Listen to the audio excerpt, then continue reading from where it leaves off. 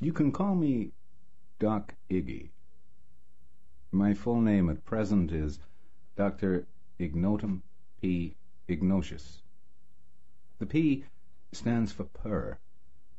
If you're a Latinist, you'll realize that translates as the unknown explained by the still more unknown. I think it's a quite appropriate name for my function tonight, since Simon brought you here to be Illuminized. My slave name, before I was turned on myself, is totally immaterial. As far as I'm concerned, your slave name is equally pointless, and I'll call you by the password of the Norton Cabal, which Simon used at the door. Until morning, when the drug starts wearing off, you are you, Wascal Wabbit. That's you, the initial, not Y-O-U, by the way. We accept Bugs Bunny as an exemplar of Mummu here, too. But otherwise we have little in common with the SSS. That's the Satanist, Surrealists, and Sadists, the crew who began your Illuminization in Chicago.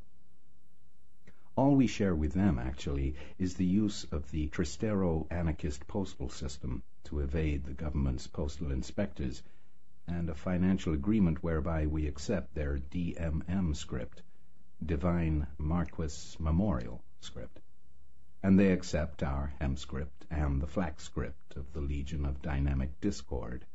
Anything to avoid Federal Reserve notes, you know.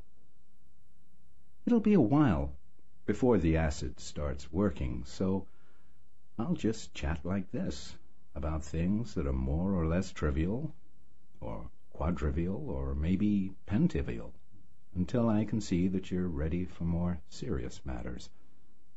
Simon's in the chapel with a woman named Stellar, who you'll really dig, getting things ready for the ceremony. You might wonder why we're called the Norton Cabal. The name was chosen by my predecessor, Malaclips the Younger, before he left us to join the more esoteric group known as ELF, the Arisian Liberation Front. They're the Occidental branch of the Hung Mung Tong Kong, and all their efforts go into a long-range anti-Illuminati project known only as Operation Mindfuck. But that's another very complicated story.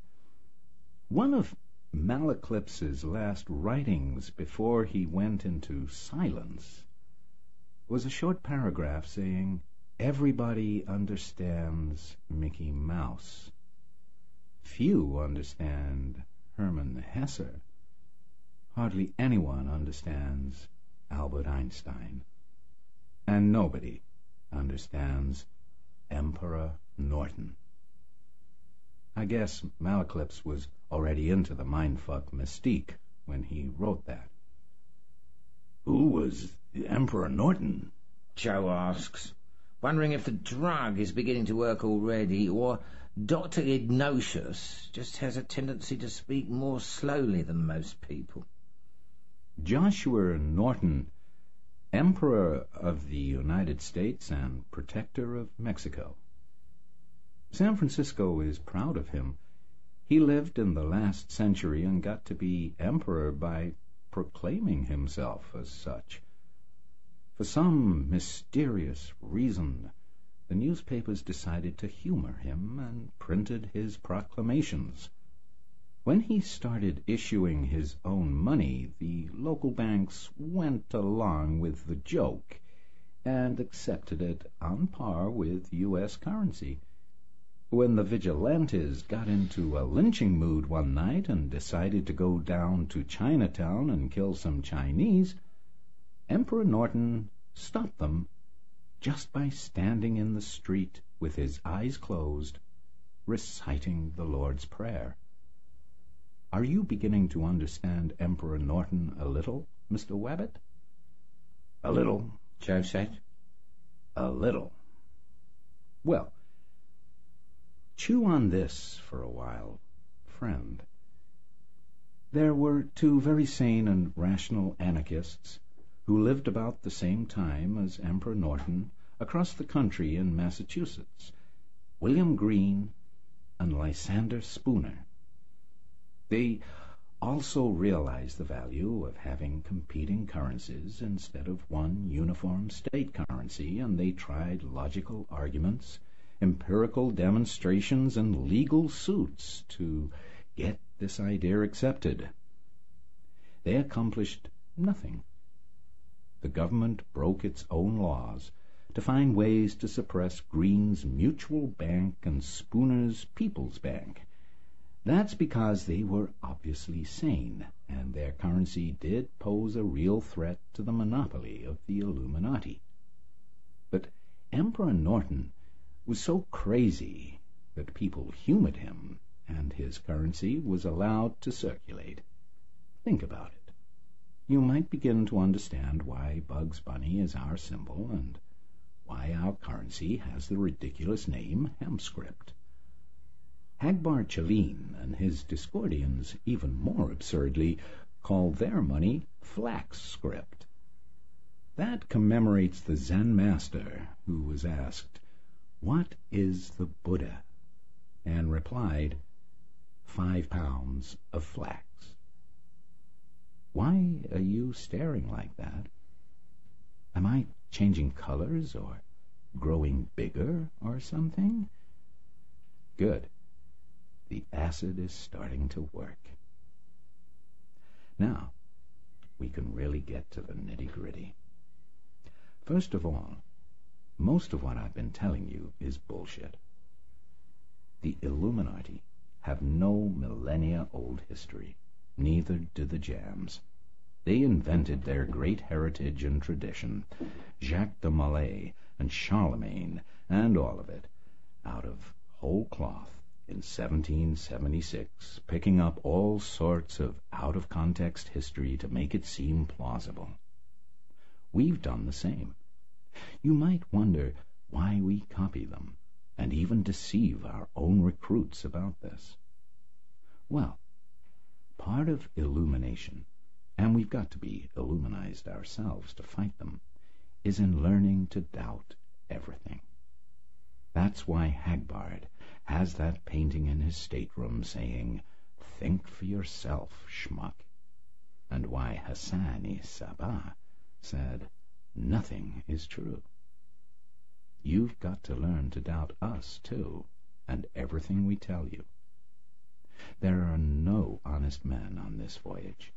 In fact, maybe this part is the only lie I've told you all evening, and the Illuminati history before 1776 really is true and not an invention. Or maybe we're just a front for the Illuminati to recruit you indirectly. Feeling paranoid? Good. Illumination is on the other side of absolute terror. And the only terror that is truly absolute is the horror of realizing that you can't believe anything you've ever been told. You have to realize fully that you are a stranger and afraid in a world you never made. Like Haussmann says, 22 big rhinoceroses, 23 big rhinoceroses. The Illuminati basically were structure freaks. Hence their hang-up on symbols of geometric law and architectural permanence. ELF had no symbol, and when asked for one by new recruits, replied loftily that their symbol could not be pictured, since it was a circle whose circumference was everywhere, and its center nowhere. They were the most far-out group of all, and only the most advanced Discordians could begin to understand their gibberish. This, he said dramatically, is the sacred cow. That's a symbol of technocracy, Joe said, giggling. Well, Dr. Ignatius smiled. at least you're original. 9 out of 10 new members mistake it for the Chinese yin-yang, or the astrological symbol of Cancer. It's similar to both of them. Symbol of Mummu, god of chaos. On the right, O nobly born, you will see the image of your female and intuitive nature, called yin by the Chinese. The yin contains an apple, which is the golden apple of Eris, the forbidden apple of Eve, and the apple which used to disappear from the stage of the Flatbush Burlesque House in Brooklyn when Linda LaRue did the split on top of it at the climax of her striptease. It represents the erotic, libidinal, anarchistic, and subjective values worshipped by Hagbard Chelene and our friends in the Legion of Dynamic Discord. Now, O nobly born, as you prepare for total awakening, turn your eyes to the left, yang side of the sacred cow. This is the image of your male, rationalistic ego. It contains the pentagon of the Illuminati, the Satanists, and the U.S. Army. It represents the anal, authoritarian, structural law and order values which the Illuminati have imposed through their puppet governments on most of the peoples of the world. This is what you must understand, O newborn Buddha. Neither side is complete or true or real. Each is an abstraction, a fallacy. Nature is a seamless web in which both sides are in perpetual war, which is another name for perpetual peace. The equation always balances. Increase one side, and the other side increases by itself. Every homosexual is a latent heterosexual. Every authoritarian cop is the shell over an anarchistic libido. There is no Vernichtung, no final solution, no pot of gold at the end of the rainbow. And you are not Saul Goodman when you're lost out here. Listen. The chaos you experience under LSD is not an illusion.